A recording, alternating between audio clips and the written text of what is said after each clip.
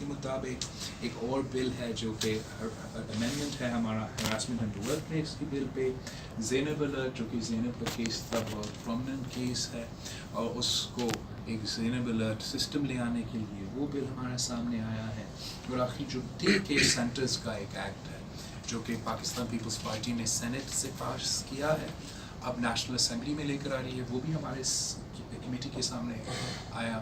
آپ نے دیکھا ہوگا کہ بلوچستان میں ایک سیاستدان نے اپنی بیٹی بیمار تھی تو اس کو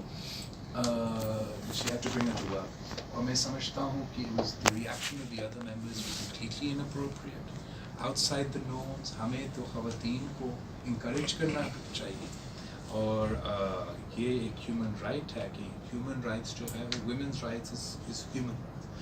تو ڈے کیئر سینٹرز جو ہے وہ بہت امپورٹنٹ فیسلٹی ہے تاکہ خواتین جو کہ کام کرتی ہیں وہ اپنے بچوں کے لیے فیسلٹی موجود ہو, اور یہ قانون ہمیں ان شاء اللہ تعالیٰ وفاقی سطح پہ پاس کر رہی ہیں.